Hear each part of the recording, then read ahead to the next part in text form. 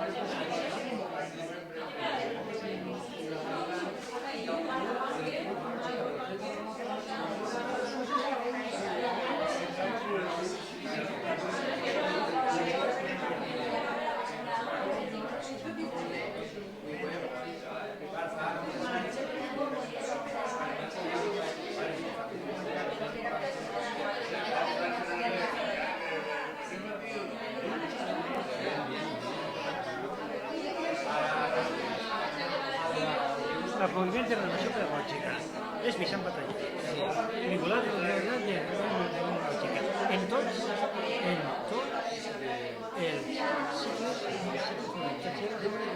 en nivells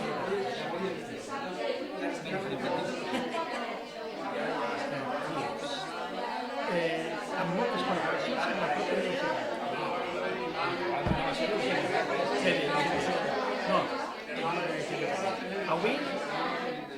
Avui treballa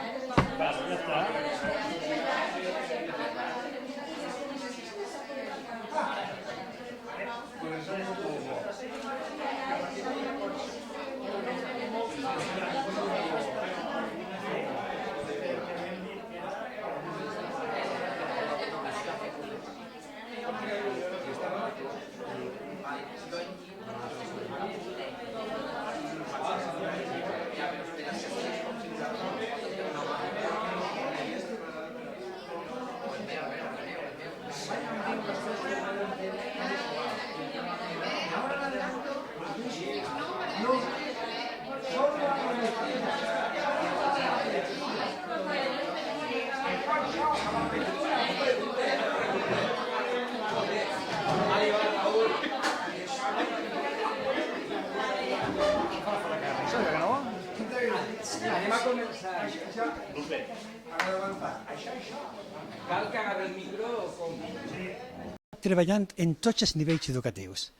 Crec que, excepte en infantil, en tots. I avui en dia està treballant en l'IES de Tavernes de Valldigna. Ell parla per ella soles. Quan el conegueu, crec que tot el que jo pugui dir està de sobres. Vos vaig a deixar en ell i sapigueu que, a més, és una persona que en reiterades ocasions se li ha buscat per a fer col·laboracions amb la universitat. Bé, això a vegades pot sonar, cada un que va agarrar com vulgui, però que sí que és veritat és que això no és una cosa que ve perquè sí, sinó precisament pel seu compromís i la seva eficàcia, que és arxidemostrada. Vos deixem, Vicent. Gràcies.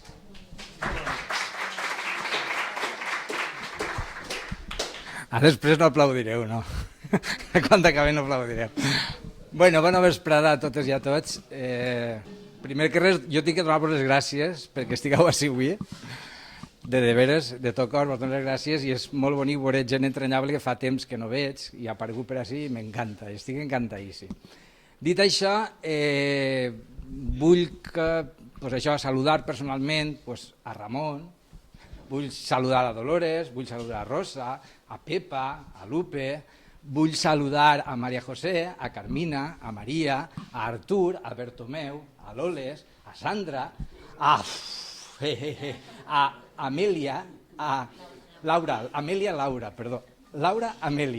Elena, a Dani, a Carla, a Isabel o Isa, a Tània, a Laila, la xicotiniua, a Pilar, a Alicia, a Maria, a Imma, a Emili, a Raül, com no, a Vicent, que feia temps que no es veiem, a Joan, a Roger, i m'he deixat per al final 3 persones que haureu vist que estan així entre nosaltres. Una és Magda, Joan i Ernest. Són 3 persones que estan començant l'experiència de crear una empresa, de transmetre en directe coses o activitats culturals a través d'internet i penjar-ho en xarxes socials, i és gent que ve de Canal 9, que segur que estan tenint els seus problemes en el famós ERO, i que està buscant-se alternatives per seguir treballant. Per tant, es desitgem el major èxit, que vaig a veure la cosa, de veres de tot cor. Bé, dit això, bueno, perdoneu que tinga... Però bueno, ho demanen, per gravar. No m'agrada gens portar aquestes coses, però he de portar-la. Bé, anem allà, que esteu molt calladetes i molt calladets, i això no està clar. Primer que res, per què lo dels noms? Si parlem d'educació emocional o afectivo-emocional, lo primer és conèixer el nom de les persones. Lo primer. Val? Jo no puc... O sigui, puc dir el company que està al final, d'Ulleres, sí, puc dir-ho. Però comprendreu que l'afectivitat és molt més forta si jo dic el seu nom. Estic ja obrint vincles i empatitzant amb aquesta persona. D'acord? Per tant, anem a posar dins d'una bossa dues pedres, una blanca i una negra. Si és la pedra negra, el deute serà condonat, però la teua filla es casarà amb mi. Si és la pedra blanca, per el contrari, el deute serà condonat i la teva filla no necessitarà casar-se amb mi. Davant de la desesperació i la situació d'anar a la presó, al final tingueren que accedir. El prestamista molt habilidós ix en el camí ple de pedres blanques i negres i molt habilidós agafa dues pedres negres i les clava a la bossa. Però la filla se n'adona del que estava passant. Què és el que fa la filla? No ho sé, ja no sé el que fa la filla. Mira, ahir ja m'ha quedat en blanc i això és el que vull que me conteu vosaltres després. És a dir, que aneu a formar grupets de 6 persones havien quedat més menys i en uns 3 minutets màxim ens sentem altra vegada i fem una posada en comú i cada grup en un portaveu o qui siga es diu què ha resolt. Vale? Podeu si el seu és més ràpid, si el seu hi feu roglets és més ràpid.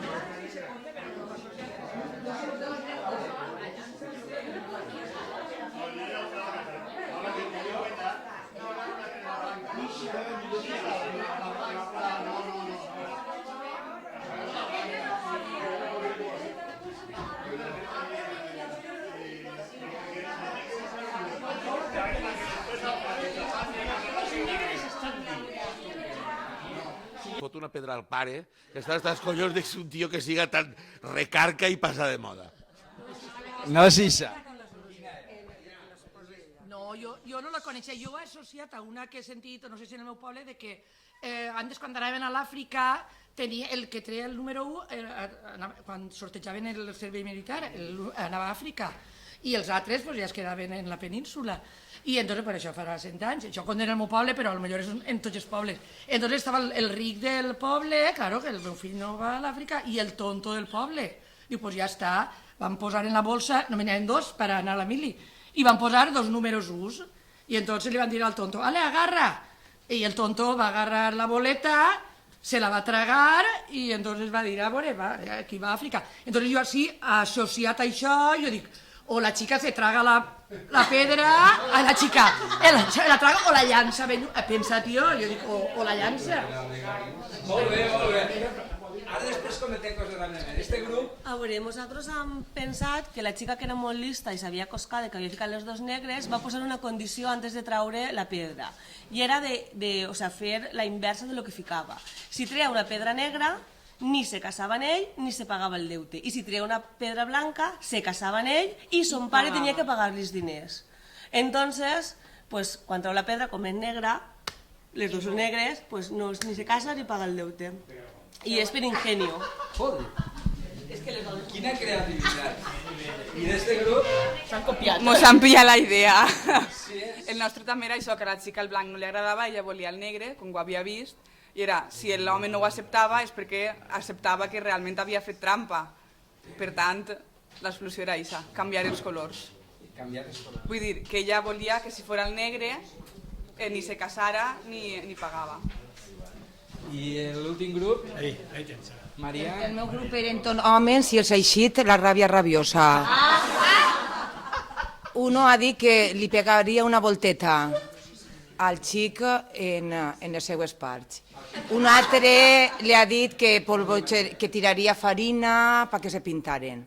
Però la solució al final ha sigut que ella agafava una pedra blanca i quan tirava a agafar l'això treia la pedra blanca. Com? Perdó? Ella agafava de terra una pedra blanca i se la guardava en la mà. Quan ella tira a agafar una de les pedres, mostra la pedra blanca que hi havia. Molt bé. Bueno, heu demostrat, però no perquè sigueu que ho sou, molt listos i listes, però que això passa sempre. La gent, quan treballa en grup, automàticament la creativitat augmenta i el treball cooperatiu fa que se produïsca un rendiment major, que una persona sola és aïllada d'afrontar un problema. I aquesta és la primera lliçó que hem de traure. Tant és així que algo que era difícil de traure pràcticament ho heu tret.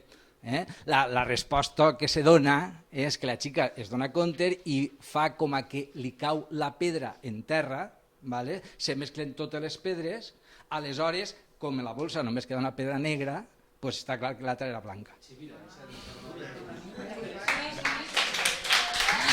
Bé, no, però més o menys heu estat ahí. Bé, de totes formes, si voleu comentar alguna coseta, vindré a anar agarrant. I aneu a buscar el sentiment contrari al que vos he donat. I busqueu, teniu que buscar entre vosaltres. De rols centrals no ho trobareu. Però en gestos, en què? No, podeu parar, no n'hi ha limitació. Dos persones tinguin el mateix sentiment. No. La persona té un sentiment i n'hi ha sentiments opostos. Vale? I teniu que buscar l'opost.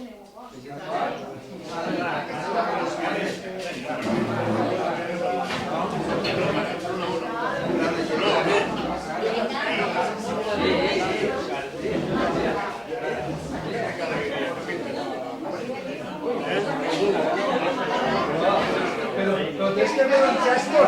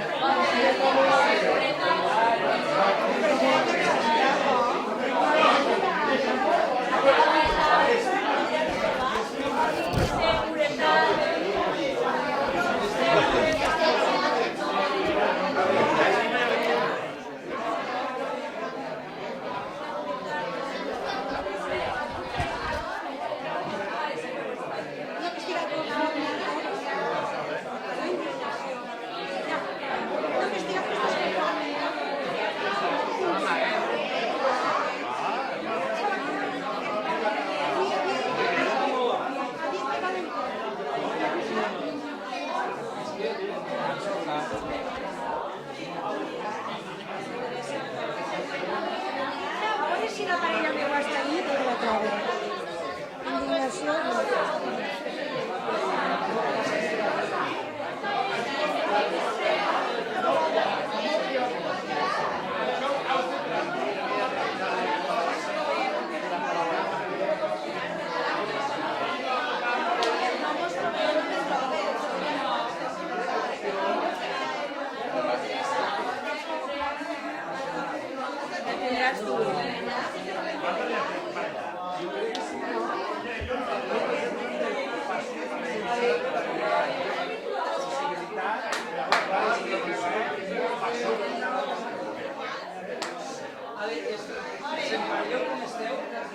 Per favor, senteu-vos per parelles com esteu. Qui vaig a trobar que us una altra parella més. Dona igual.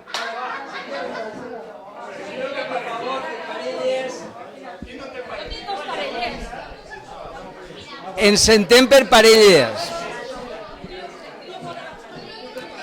Bé, la...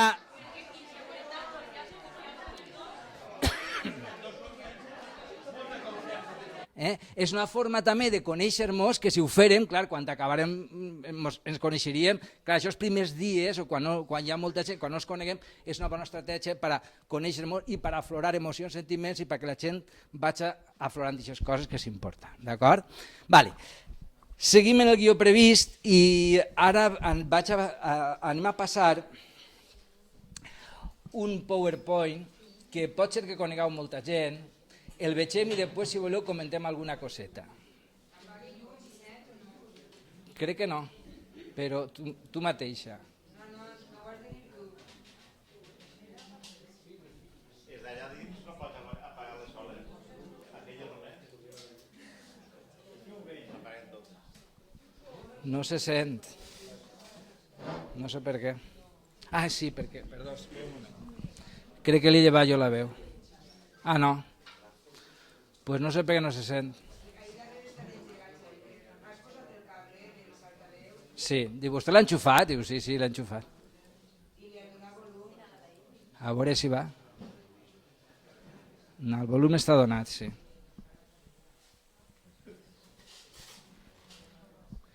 No, no va. Va, dona igual, sense música, no passa res.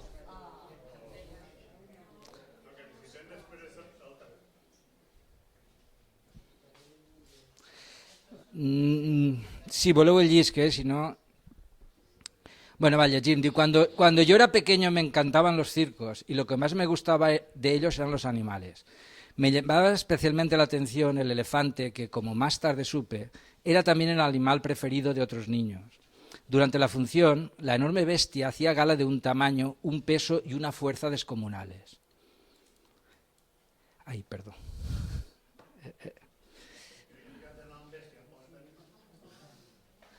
Pero después de la actuación y hasta poco antes de volver al escenario, el elefante siempre permanecía atado a una pequeña estaca clavada en el suelo, con una cadena que aprisionaba sus patas.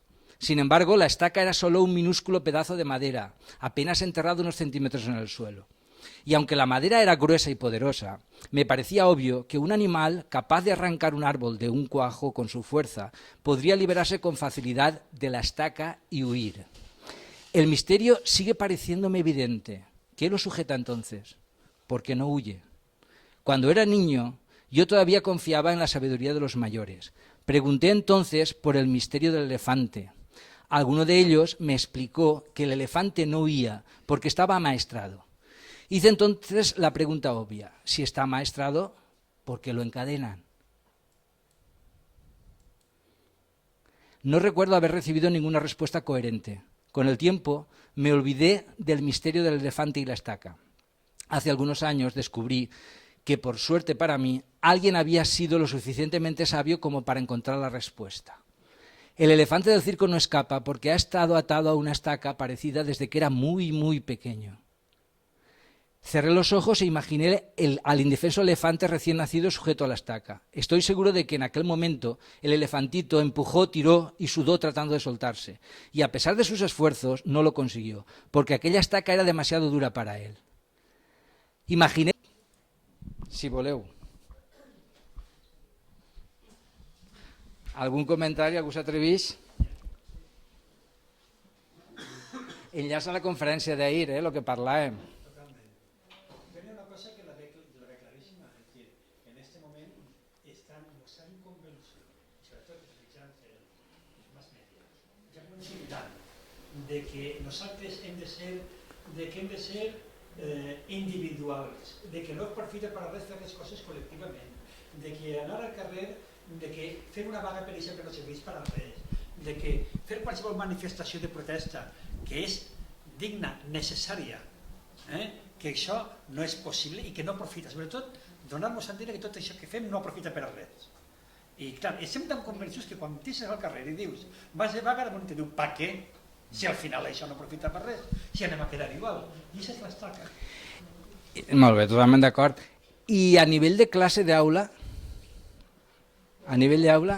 El primer sentiment que m'ha vingut de la cadena ha sigut que actualment no parem de posar-nos cadenes i cadenes de més faenes, agobiar, i entonces arriba un moment en què com cada vegada te van augmentant les responsabilitats, no és que siguem irresponsables, sinó que ens van cargant de responsabilitats perquè ells no volen assumir les seues responsabilitats, ens fan creure, conjuntament amb el que està dient Raül, de que nosaltres no podem, de que això s'ha de fer així i a cegues estem moltes vegades agafant responsabilitats que no són nostres.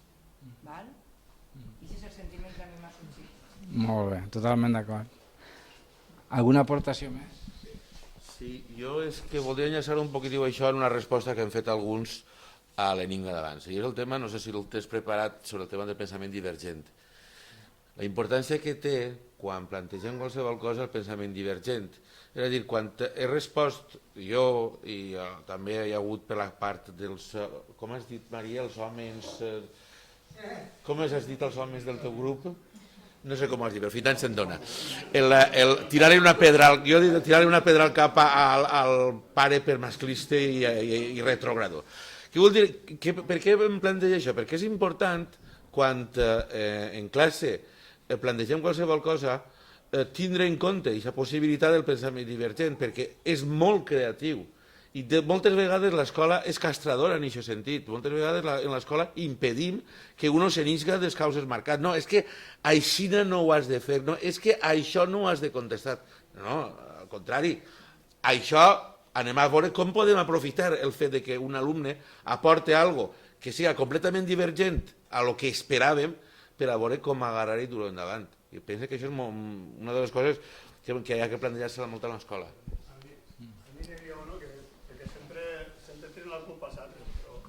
A mi me venia al cap allò que diem als nostres fills, sobretot, fes cas al mestre i porta't bé. I el diem dels altres, però nosaltres potser som els primers que ho fem i estem culpant els altres. Molt bé. Bueno, perquè és un poc de lo que anem a parlar. Val? Bé, se m'ha oblidat una coseta, però us la dic ara. Hi ha una altra dinàmica que ja farem en una escoleta, per això no l'ha passat este viatge, però sí que vos la dono per a la gent que li pugui servir. És un full en el qual hi ha una sèrie d'ítems i se demana a l'alumnat que es manegi també lliurement per l'aula i que vaig anotant el nom de les persones que complixen aquestes condicions. Este està pensat per adults i bueno, perquè el tingueu. S'aneu passant perquè tampoc l'anem a fer. Bé, i abans de començar en el que és la teoria pura i dura, acabem aquesta primera part en un xicotiu vídeo que no sé si el conegueu també, però també és per a reflexionar. Sí que sí.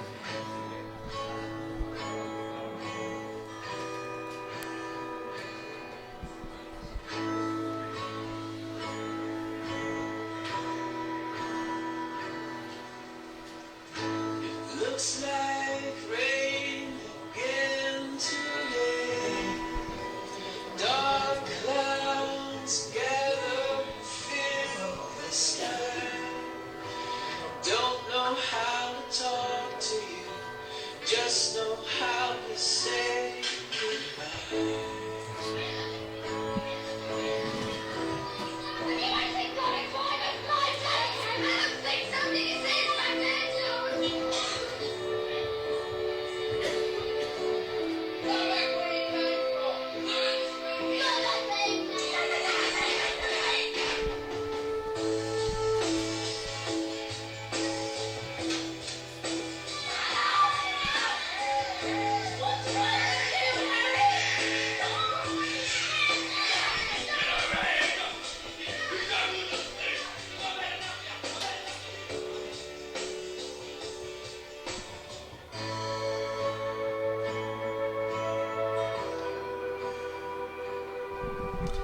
el que els xiquets veuen fan. Val? No sé, suposo que sobren comentaris, però no sé si voleu dir alguna coseta arran del vídeo. És evident i és obvi, no? Com a educadors i educadores ho tenim que tindre molt, molt present, com a mares, com a pares i com a persones, perquè tot allò que fem ells ens imiten. I és el gran poder que tenim també com a mestres, el gran poder que tenim és ixe, que el xiquet ens vol imitar. Per tant, si fem coses positives, si fem coses boniques, es voldran imitar les coses positives i boniques. I és un poder que tenim incalculable. Bé, doncs vaig a sentar un poquet, perquè ho tinguem més facilet, en el tema de la càmera. I abans de començar un poquet així en la sessió de teoria, que vaig a fer-la prou rapideta, sí que vull dir-vos que realment aprendre o no aprendre res, això que ho sapiau, tot el que vaig a dir ho sabeu. Val? El que passa que de vegades està bé que algú ho arreplegue, ho verbalitze, ho refresque i ho tornem a sentir. D'acord? Bé, este vídeo no és... Bueno, dona igual.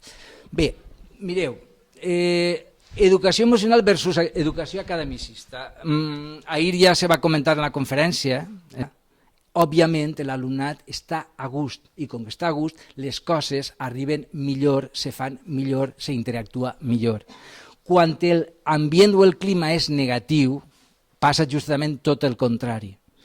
Jo recordo, i algú potser se sentirà identificat en el que vaig a dir, jo he estudiat així als Flares de Carcaixent i sempre comente que jo tinc que agrair, perquè una de les coses que vull dir després és saber treure la part positiva d'allò negatiu, hi ha que saber fer-ho. I a mi aquella educació, clar que em va traumatitzar, però jo sempre tracto de positivitzar i treure coses positives de les coses negatives, d'allò negatiu. I sempre dic que com a mestre jo he après tot allò que no dec de fer gràcies als Flares. És un aprenentatge, jo estic agraït per això. D'acord? Aleshores, jo recorde això, les classes de geografia de segon de batxillerat, quan el Flare José Luis cridava uno a uno, quan començava la classe, el primer que feia era preguntar la lliçó. Tendria que estar la lliçó en casa i començava allí, i a ver, Pepito, pa que així fora, i a veure, el río Duero. I així és allí, el río Duero, i clar, del mateix nerviosisme que tenies, te bloquejaves, sabent-ho, te bloquejaves, perquè l'home feia tot un ritual. S'arromangava això de Flare, s'ho arromangava, se llevava el remolonx en tota la parsimònia del món, s'alçava, s'anava cara a tu i bimba, bimba, dos bofetades així fortes que recorda a un company, i vos diré qui és, la joieria Ramos, Pedro, i contra la pissarra el va tirar i va caure de cul centavos. No eren bofetaetes, eren bofetades. D'acord? Claro, en aquest clima, òbviament l'aprenentatge, comprendreu que se bloqueja. No funciona, no resulta. I nosaltres tenim capacitat de crear un clima agradable, afectiu, i és el que d'alguna manera hauríem de fer. L'altra qüestió, que reforço el que estic dient-vos, és que penseu per un moment, i suposo que estareu d'acord en això, que realment nosaltres, si fem memòria, no recordem realment el que ens han ensenyat els mestres, els profes que han tingut. Sí, sabem coses, òbviament, però tu no eres, salvo rares excepcions, no eres capaç d'identificar, però sin embargo sí que eres capaç d'identificar aquella persona que ha tingut una vinculació afectiva especial o diferent en tu, que t'ha tratat d'una forma carinyosa, d'una forma agradable, respetuosa, educada. Tot això sí que queda. I al final te queda la imatge de que aquesta persona t'ha ensenyat moltes coses. I si més no, t'ha ensenyat a ser persona, t'ha educat, que és el més important que li pots ensenyar a algú. Enteneu? Per tant, els profes són recordats no per el que han ensenyat, sinó realment com han tratat a la gent, com han emocionat el seu alumnat. I això seria una de les claus. Bé, les emocions se contagien, i així hem tingut este matí un exemple, abans he tingut un exemple claríssim. Ha hagut un moment en què les emocions estaven a flor de pell, seu animat, esteu en punt, que a mi em sembla que tan tranquils i tan quietets, però ara toca això. Després tornarem altra volta un poquet a sentir o a aflorar aquestes emocions. Clar que se contagien les emocions, evidentment, però segurament també com a docents tenim que aprendre també a autorregular-nos, a regular-les i a ensenyar al nostre alumnat també a clima. perdoneu perquè este no és el definitiu, però bueno, és que aquesta altra vegada automotivació posat. Vale. D'acord? Per què? Mireu, moltes vegades la gent diu no, és que no estic motivat, és que és un rotllo, és que no me motiva, és que no sé quant... No. Mireu, els experts en motivació diuen que l'única motivació, la gran motivació és l'automotivació. No esperes que te motiven, automotiva tu mateixa. I això enllaça amb lo de la proactivitat. Una persona proactiva és una persona automotivada, perquè no necessita que li mani la feina, no necessita que li diguin el que té que fer, ella ja va davant, ja està oferint-se, ja està fent, què puc fer, faig això, jo t'ajudaré, jo tal, no pateix, que no sé què. I a més és algo que, si parlem en termes més materialistes, el mercat de treball, el mercat laboral ho demana també, demana persones proactives, no persones passives, que estan esperant a veure què tenen que fer. Els companys, potser de Canal 9, segurament estan donant-nos una lliçó de proactivitat. No s'han quedat parats a esperar a veure què passa, no. Automàticament, quan encara no està clar l'ero com quedarà o no quedarà, ells ja estan manejant-se. Són persones proactives. D'acord? I això és una que nosaltres com a docents també tenim que tindre i també tenim que saber ensenyar.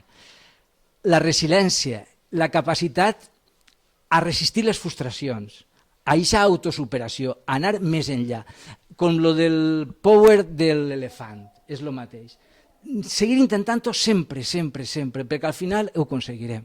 Ho anem a aconseguir sempre, ho podem aconseguir, però la frustració no ens té que vèncer. Una de les coses més importants en la personalitat i també en els temes, perdoneu que jo soc de FOL i tots aquests temes segurament vaig ahir, però anava a dir-vos, el tema de selecció de personal, una de les coses més importants que se valora és això, precisament, la capacitat de resistència a la frustració, l'autosuperació, el que te peguen una garrota caus i tornar-te a alçar, i te tornes a garrota i tornes a caure i te tornes a alçar una altra vegada fins que al final te quedes plantat o te deixen esgarrifat, però tu estàs ahí intentant-ho.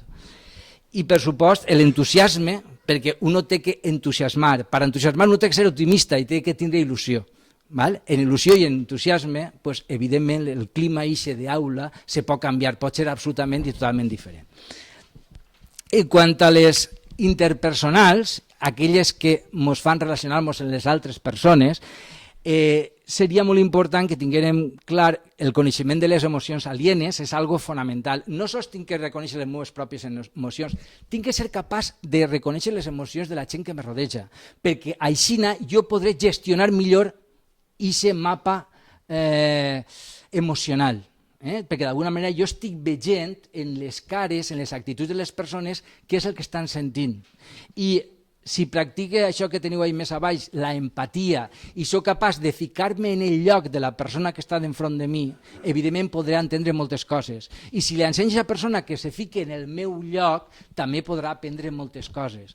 Un exemple molt fàcil que jo practique i molta gent suposa que també practicarà és quan hi ha un problema en un alumne, en una alumna, no imposar-li una sanció o un càstig, no, al revés. Analitzar la situació des d'un punt de vista absolutament empàtic. Imagina que jo sóc l'alumne, jo he fet això, he fet no sé què, tu què penses?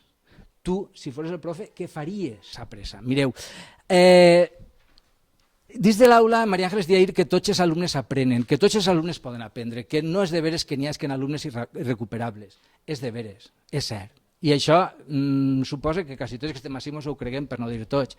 I vos explico per què. Sí que és de veres que un alumne, mira, i me puc agarrar l'exemple d'Emili, l'exemple tan bonic que ha contat de l'alumne de 18 anys del PQPI.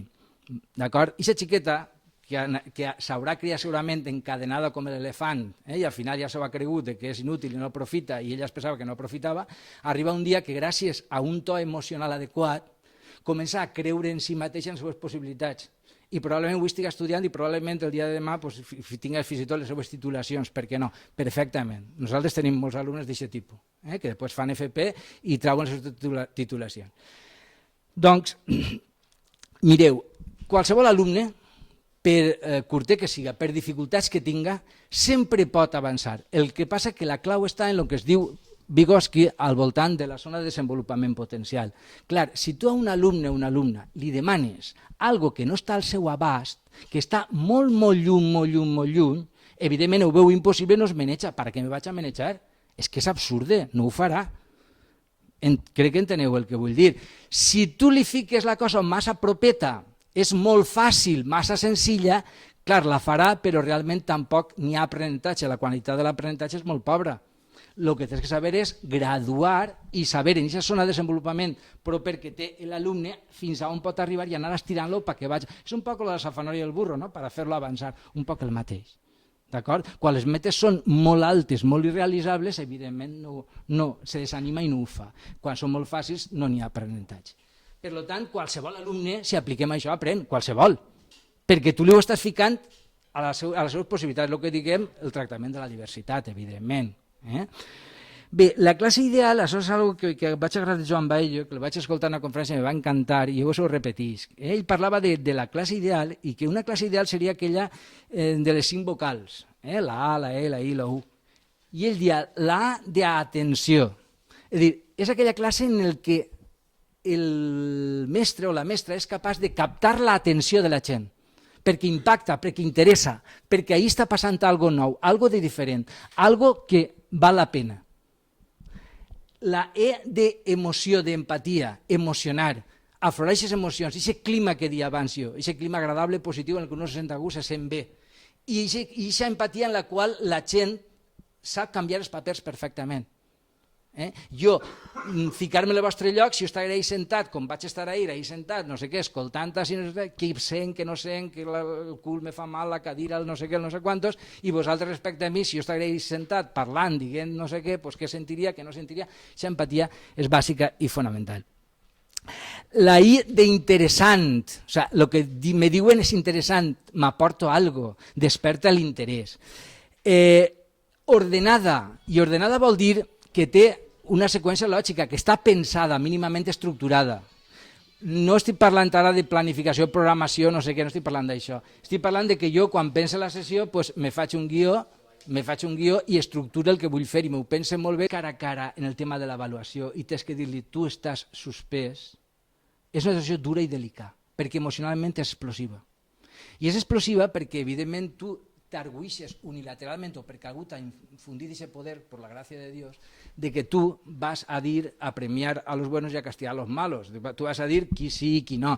I això és una responsabilitat enorme, sobretot en determinades etapes, més propedèutiques o selectives, quan, per exemple, tu tens que decidir qui té un títol de graduat en eso i qui no té que tenir un títol graduat en eso. Això és molt fort perquè estàs fent ciutadans de primera i de segona. I qui eres tu per a fer ciutadans de primera i de segona? I baix quins elements què estàs jutjant tu per a veure si un és de primera o és de segona? I crec que m'esteu entenent el que vull dir, perquè conceptualment un alumne pot ser molt bo, però n'hi ha altres alumnes que poden tenir dificultats a nivell conceptual i procedimentalment o en valors són boníssims, són encantadors, són meravellosos, o en les seues habilitats, o tenen... Jo sempre dic, mireu, quan se fa l'avaluació, sempre dic que aquell que s'atreveix a avaluar, per cada cosa negativa que diu un alumne ens ha de dir una positiva, i si no, no pots dir la negativa.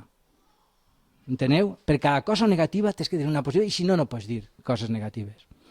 I l'avaluació té que servir per a precisament tot el contrari, per a fer surar emocionalment i fer surar l'autoestima de l'alumne i de l'alumna, encara que tinga problemes, encara que tinga dificultats.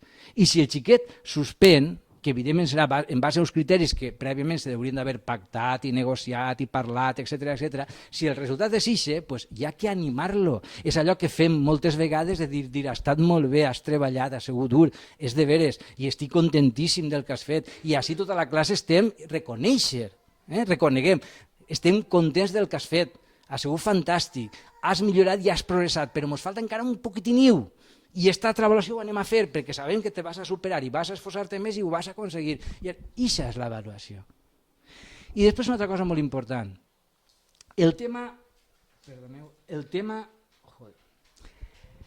de les sessions d'avaluació. Les sessions d'avaluació són lamentables, són terribles, no trobo el qualificatiu.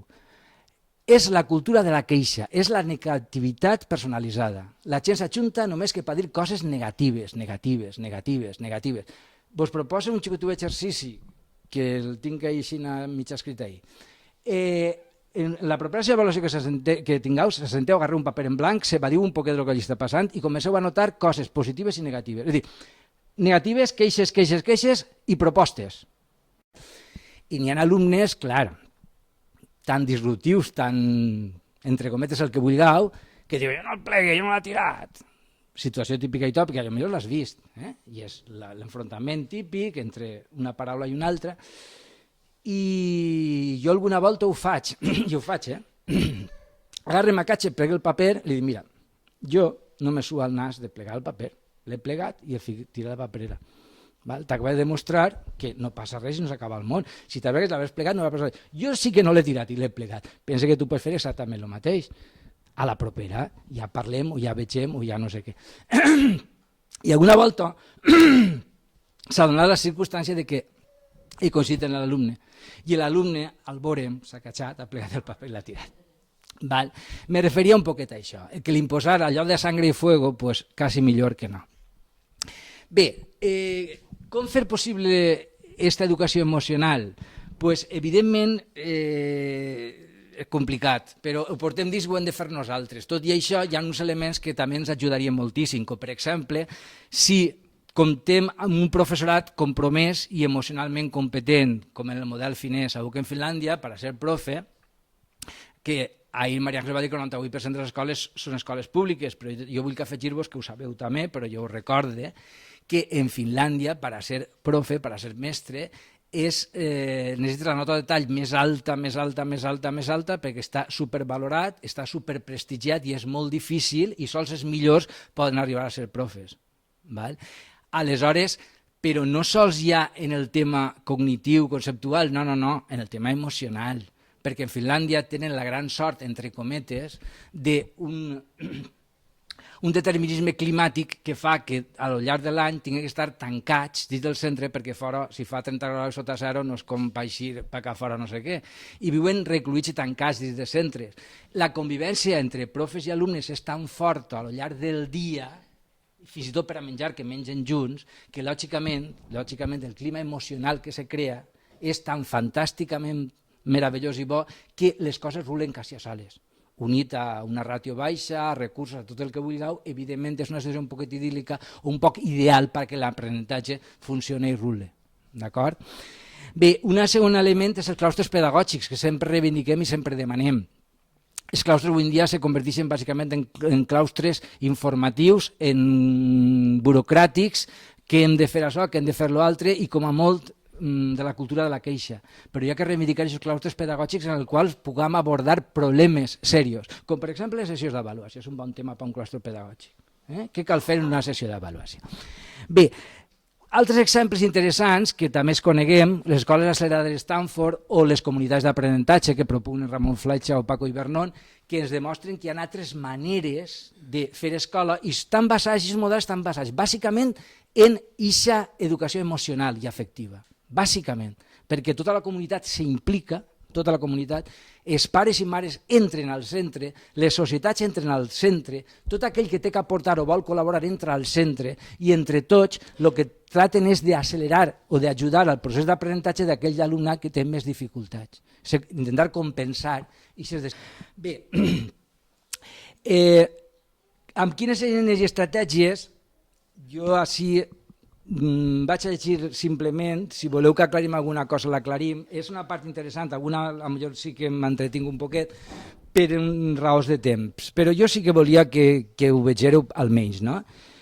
Tenim que parlar d'autoestima, perquè si un no s'estima o se vol a si mateixa, difícilment podrà estimar els altres i difícilment podrà establir un contacte emocional vàlid i positiu en la gent que el rodeja. Però, a més, aquesta autoestima sols se pot fer créixer amb un suport i una estimulació des de l'entorn. O sigui, que això ho fem moltes vegades espontàniament en l'aula, quan intentem reforçar a un xiquet o una xiqueta demanant el suport de tota la classe. Igual que a voltes també ho fem per a penalitzar. Sí, vaig a parlar un poquet perquè...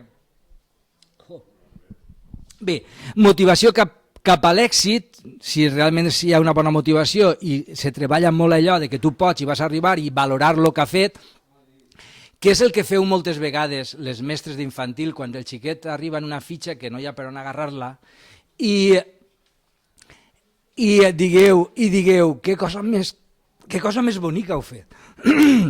Què cosa més bonica has fet? Mira que preciós, és que està preciós i bonic, mira que color i que no sé què i que tal. I després ja ve la segona part, el pero, el dir, el que passa és que, fíjate, no creus que ahí, no veus que i si li canviarem, i el xiquet se'n va a tornar a fer la fitxa, més content i més paga que el món, però la torna a fer, que és el que tu vols. D'acord? Quan, en la meva època, quan jo era alumne, t'esgarraven la fitxa així directament i la tornes a fer perquè això és un mamarratge i això. És per que vegeu la diferència. Bé, empatia i interès pels altres, convivència des de normes i valors. La convivència és fonamental que se faci des de normes i valors, però aquestes normes i valors deuen de ser sempre consensuals, pactats, democràticament en el propi alumnat, no imposats. I això dona un resultat enorme. No tinc temps, però així també una pincella. Jo treballo en alumnes majors. En alumnes majors dona té una potencialitat brutal el negociar absolutament tot, però especialment els criteris d'avaluació. Quan tu negocies en els criteris d'avaluació i estableixes una negociació en ells, en la que està viciat d'entrada, perquè jo el que faig és ja presentar un document de partida que és el meu, i ells no es donen compte d'això. Després us ho explico. No es donen compte, cau en el parany que al partir de lo meu va eixir sempre el que jo vull. Un poc més, un poc menys, això me dona igual el secundari, perquè el gros ja va ahir implícit, ells no són capaços de donar-se compte que no, ja que cada part que porta el seu document tenia que conservar el document o el punt de partida. Però bé, la qüestió és que quan ells discuteixen i s'impliquen i diuen no sé què, i clar, i acorden que els criteris són ixos, quan no compleixen els criteris, clar, perdona, jo no els he imposat, els decidents de tots sou vosaltres qui s'heu acordat. O sigui, si tu has acordat això, doncs ho hauràs de complir, i si no ho complixes, jo no te suspens, suspens tu, jo no, perdona. Eres tu qui suspèn, jo no. Enteneu? Bé, vaig anar un poc més a pressa. Educar en el diàleg, a ser tolerants, a tindre capacitat d'autocrítica, a ser creatius i responsables, la responsabilitat. Bé, estratègies comunicatives emocionals. Mireu, sí que m'he plantat. Ja. Frena perquè és una dona i el contacte físic ja, no sé què, no té per què. Per això dic adequat. Per què no? El contacte físic és fonamental, és bàsic, per transmetre emocions, sensacions, per connectar emocionalment. És important també, mireu, fixeu, una cosa que ens passa molt, no? Coneixes una persona i bueno, te presenten i al rato ja no saps de què parlar. És típic, no? Iniciar una conversa relativament fàcil, mantindre-la és més difícil. Se sol solucionar de dues maneres, no? Fent preguntes, una pregunta l'altre respon, o en els monòlegs. Uno comença a contar la seva vida i l'altre escolta. Però això no és comunicació, evidentment.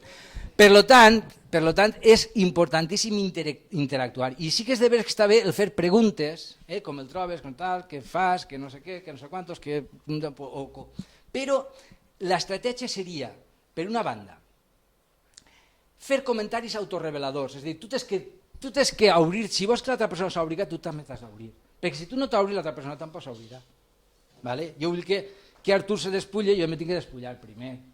Enteneu? Si jo faig comentaris autorreveladors de mi mateixa, és possible que ell també es faci de si mateixa. I baixem a un plànol de comunicació emocional molt més intens, molt més vàlid. Crec que enteneu el que intente dir. Bé, el de fer comentaris autorreveladors, que donen informació, és el que estava comentant-vos, i el de fer complits, que és molt important. Fer complits és allò de dir, que he dit jo abans, per exemple, que estic content de veure vosaltres així, que m'alegre veure gent que mai veig, d'Artur, que és una persona entranyable per a mi, perquè hem coincidit en moltíssimes escoletes, en alguna carrera popular, no Artur? És una canya, vull dir, i aquests complits són fonamentals. O Alicia, que camisa roja més guapa, m'agrada, una passada. A veure, que aquestes coses se poden fer espontàniament, que és lo bonico, perquè te naixen i te brollen, que normalment tendim a reprimir-les, perquè no, soltem-les, diguem-les, és bonico que les tragam tal qual. O se poden fer moltes vegades un poc postisset, si voleu, el lado oscuro que dic jo, però és una forma també d'aconseguir anar un poc més enllà en el tema de la comunicació emocional entre persones. D'acord? Bé, tinc que anar acabant i per tant jo ho sent, no vaig acabar la presentació, tampoc té major importància, perquè són coses que suposo que més o menys tots tenim clar, igual una altra ocasió tenim temps de poder veure aquestes coses. Bé, passem ara, anem a acabar també un poc com havíem començat, i ara anem a fer també una altra xicotuda dinàmica. Vos vaig a demanar per un moment que tanqueu els ulls, per favor, tanqueu els ulls, per favor, tanqueu-los. Anem a pensar, cada un pensarà en alguna situació que ha viscut en la seva vida i que ningú coneix, ningú sap, ningú. I intenteu rebobinar-la, intenteu vivenciar-la i aneu pensant com l'aneu a exposar així en públic, perquè vos demanaré a alguns de vosaltres que aixiu així fora i la conteu. Per favor, concentreu-vos. Setmana seu pare i tal, i està emocionat de que va passar, bueno, que no tal. Però, clar, com està en això, no estudia perquè està tot el rato pensant en que per la nit té aquesta història. I quan arriba la nit, quan està tal, està pegant-li voltes que demà té l'examen i resulta que l'examen i tampoc disfruta del moment d'aquesta nit, amb la qual no fa absolutament res, ni estudia ni gaudix realment de la situació en la que estava. Val? O sigui, perquè vegeu fins a quin punt les emocions interfereixen. Bé, una altra història seria el reflex del tresor. És que, clar, no puc, així n'abreviem. Mireu, el reflex, com el que emitim recibim. Conten que una vegada un gosset que s'havia perdut arriba a una casa abandonada, entra a la casa i, sorpresa, se troba 1.000 gossets. I ell, al veure tant de gosset, automàticament ensenya les dents i els 1.000 gossets li ensenyen les dents també. Ell se fica agressiu i els 1.000 gossets se fiquen agressiu cara a ell. Comença a lladrar i els 1.000 gossets comencen a lladrar-li hasta que pega mitja volta i s'aneix corregent. I quan ix veu que a la porta de la casa ficava la casa dels 1.000 espills. Vale? La casa dels 1.000 espills. Lo que tu reflectixes és el que recibixes, simplement. Si tu saludes amb un somriure, rebràs un somriure. Si saludes, si eres un soca, pues recibiràs una soca, evidentment. D'acord? Val. Mireu, n'hi havia una altra dinàmica, vos la conte, que no l'anem a fer, vos la conte, haurem format altra vegada els grupells d'abans mateixos, per de 5-6 persones, i ara que ens coneguem un pelet més, jo vos hauré demanat que cada un haurà escrit una cosa de cada membre del grup. Tinc els papers ahí preparats. Haurem plegat els paperets i després cada persona replega els seus papers de com els altres es veuen. Òbviament anem a demanar comentaris positius, clar, evidentment. És una forma de també reforçar allò de treballar l'autoestima, el reconeixement de la gent i el clima emocional dins de l'aula o en un grup. I la cohesió, molt bé, molt bé. Bé, per anar acabant, vos passe perquè me va encantar, el vegem, és un power. Carme, tanquem o no cal? Sí, has tancat. No sé si... Bueno, també hi haurà que llegir perquè això no té música. Diu, una joven esperaba el embarque de su vuelo en un gran aeropuerto. Como tenía una larga espera antes, sí, decidió comprarse un buen libro y también se compró un paquete de galletas. Se sentó lo más cómodamente que pudo y se puso tranquilamente a leer, dispuesta a pasar un buen rato de descanso. Al lado de su asiento, donde se encontraba el paquete de galletas, un hombre abrió una revista y se puso a leer. Cuando ella cogió la primera galleta, el hombre también cogió una.